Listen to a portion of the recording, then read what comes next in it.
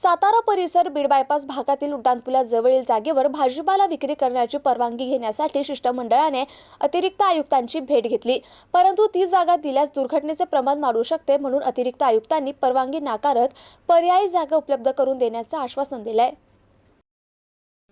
सातारा परिसर बीड बायपास या भागातील उड्डाणपुलाजवळील जागेवर अनेक दिवसांपासून फळभाजी विक्रेता हे फळभाजी विकून आपली उपजीविका चालवित आहे, परंतु जागा हॉकर झोनमध्ये नसल्यामुळे तसेच भाजीपाला विक्रेते रस्त्यावर येऊन भाजीपाला विकत असल्यामुळे या रस्त्यावर ट्रॅफिक जाम होऊन मोठी दुर्घटना होऊ शकते. तसेच रस्त्यावर भाजीपाला विकू नये हा शासनाचा निर्णय असल्यामुळे नागरी पथकाद्वारे या भाजीपाला विक्रेत्यांवर कारवाई होतीये. यामुळे मागील 10 दिवसांपासून या भाजीपाला विक्रेत्यांवर उपासमारीची वेळ आली आहे. यामुळे आज भाजीपाला विक्रेत्यांकडून शिष्टमंडळाने अतिरिक्त आयुक्त संतोष बावडे यांची भेट घेऊन भाजीपाला विक्रेत्यांच्या समस्या मांडल्या. या शिष्टमंडळाशी बोलताना अतिरिक्त आयुक्त यांनी सांगितले की जसजसा दिवस मावळत आहे तसतसे भाजी विक्रेते हे रस्त्यावर येऊन भाजी विकत असल्यामुळे ट्रॅफिक जाम होतीये आणि दुर्घटनाची संभावना वाढत आहे, म्हणून त्या जागेवर कोणीही भाजी विकू नये. पुढील 2 ते 3 दिवसांमध्ये मी तुम्हाला पर्यायी जागेची व्यवस्था करून देतो. या आश्वासनानंतर शिष्टमंडळाने फळभाजी विक्रेत्यांशी बोलून सहमती दर्शवली, परंतु 3 दिवसांनंतर जर त्याच भागात जागा नाही मिळाली तर आम्ही आंदोलन करू असा इशाराही त्यांनी दिलाय.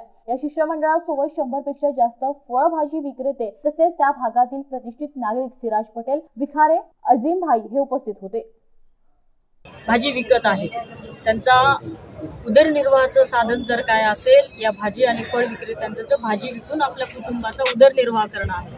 आज आम्ही रितसर अतिरिक्त आयुक्त साहेबांना भेटलो, त्यांना विनंतीपूर्वक अर्ज सादर केलेला आहे की आम्हाला बायपासच्या लगत 10 फूट किंवा 15 फूट सोडून जर आम्हाला जागा देण्यात आली तर जेणेकरून आमचा धंदा पण होईल.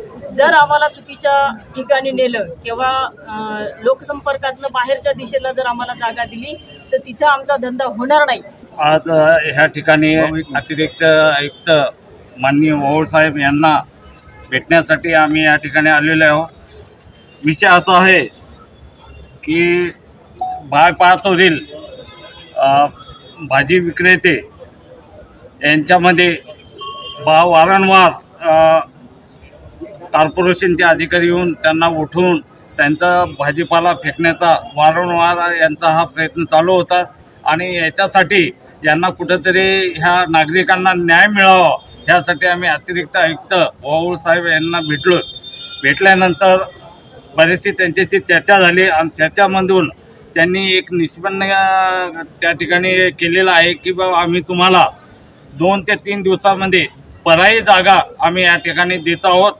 कारण की आताच मुंबईमध्ये जो आघात घडलेला आहे त्या आघाताला लक्षात घेऊन त्यांनी तो निर्णय घेतलेला आहे की बा कुठल्याही प्रकारचं एखाद्या वेळेस आता हायवे रोड आहे, बायपासचा रोड आहे, तिथून ट्रॉफिक भयानक जाते येते आणि एखाद्या वेळेस एखाद्या गाडीचं किंवा ब्रेक फेल होणं किंवा एक्सिलेटर किंवा अवधानाने जर असा प्रकार घडला तर तो चुकीचा आहे. आज आम्ही महानगरपालिका अतिरिक्त आयुक्त माननीय ओवळ साहेबांकडे एक शिष्टमंडळ घेऊन आलो होतो आणि त्या शिष्टमंडळाचा विषय असा होता की संग्रामनगर पुलाच्या बाजूला त्या ठिकाणी एक भाजी मंडी बसते. त्या ठिकाणी गोरगरीब जनता त्या ठिकाणी आपला व्यवसाय करते, परंतु त्या ठिकाणी येऊन काही महानगरपालिकेच्या लोकांनी येऊन मारझोड करणे, दमदाटी करणे, त्यांचं सामान फेकून देणे असे काही प्रकार घडले होते. म्हणून त्याकरता आज आम्ही या ठिकाणी साहेबांना भेटण्यासाठी आलो होतो शिष्टमंडळ घेऊन आणि आमची चर्चा अशी झाली त्या ठिकाणी की आम्ही त्यांना विनंती केली की बाबा आम्हाला त्या ठिकाणी तुम्ही बसू द्यावं, परंतु त्यांचं म्हणणं असं होतं की काही मध्यंतरीच्या काळामध्ये काही ठिकाणी काही अपघात घडलेले आहे आणि आपण अजून एखाद्या नवीन अपघाताचं हे बघतोय का, म्हणून आम्ही तुम्हाला त्या ठिकाणी नाही बसू देऊ शकत. परंतु ठीक आहे, आम्ही तुम्हाला दुसरी कुठेतरी पर्यायी जागा त्याच ठिकाणी आम्ही तुम्हाला उपलब्ध करून देऊ.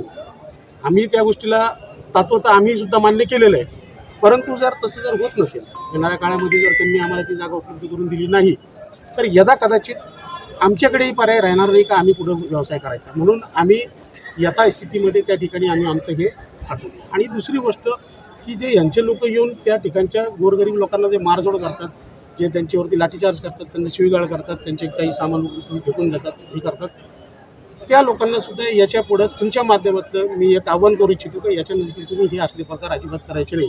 आणि जर याच्यानंतर तुमच्याकडून हे असे जर अत्याचार जर घडले तर याच्यानंतर तुमचा सामना मग आमच्याशी तुम्ही ध्यानात घ्यावा.